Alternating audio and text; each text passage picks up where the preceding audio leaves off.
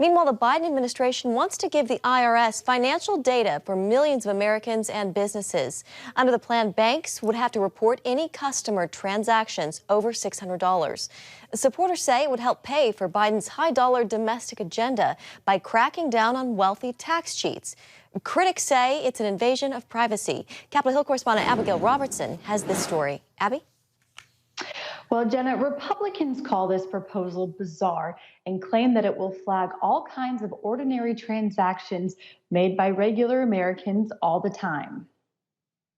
In effect, Democrats want to let the IRS systematically snoop through normal families' checking accounts, and as though they were all potential financial criminals until proven otherwise. The government already has special authority to demand information on transactions over $10,000, but this would drastically decrease that number. If American families are sending or receiving $600 from their checking account, Democrats want the IRS to snoop through it.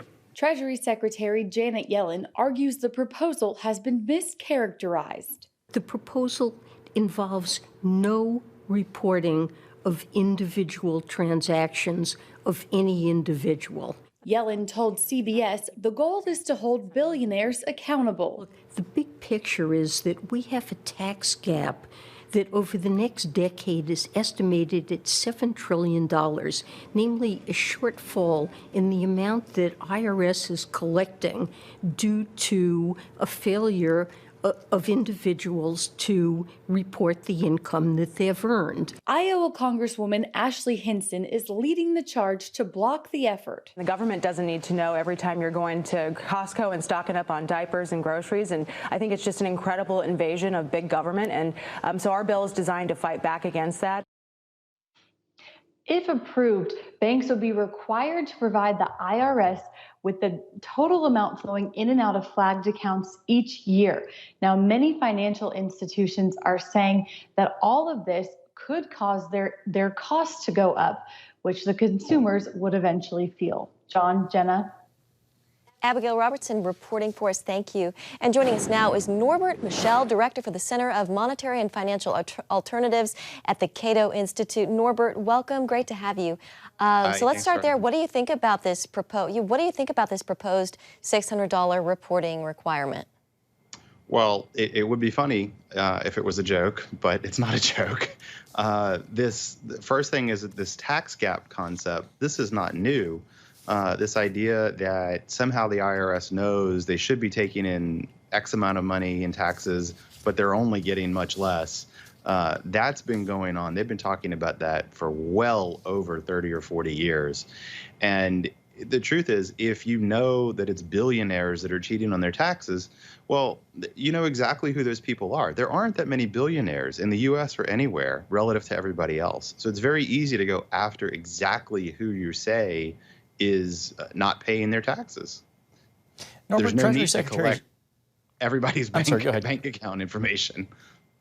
So along those lines, Treasury Secretary Janet Yellen says it is not about peeking into Americans' pocketbooks, but cracking down on wealthy tax cheats, which you mentioned they should know who those are. Is there a more effective way to recoup those that lost revenue in taxes? Sure. I mean, I don't want to concede that it exists, though. But I mean, and first of all, let me just throw in that what she's saying is nonsense. What she's saying doesn't add up. You're literally going to have the IRS take a giant data file from all these different banks. This is very much like the anti-money laundering reports. As it is, banks file millions and millions of reports every year on multiple transactions, even for people who have done absolutely nothing wrong. So I'm actually kind of a little bit surprised that the banks are pushing back so forcefully on this, because they're perfectly fine with doing all the anti-money laundering stuff that they do, even though it's quite similar. But it's very easy. The IRS has everybody's income information. They know who makes $1 billion a year. They know who the wealthiest individuals are in the nation. If those people are in fact cheating on their taxes, well, there's a process for dealing with that. And this is not necessary. And I guarantee you that if they audit a billionaire or anybody else and they have reasonable suspicion that you are committing fraudulent tax return or submitting fraudulent tax returns, they can get your bank account information. They can get everything. They can seize your assets. There's no need to do this.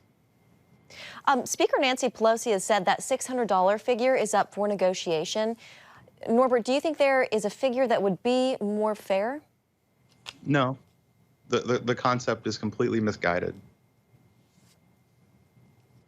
All right, well, we will leave it there. Norbert Michel with the Cato Institute. It's great to have you on this evening to get your insights. Thank you. Thanks, Norbert. Thank you. Thank you.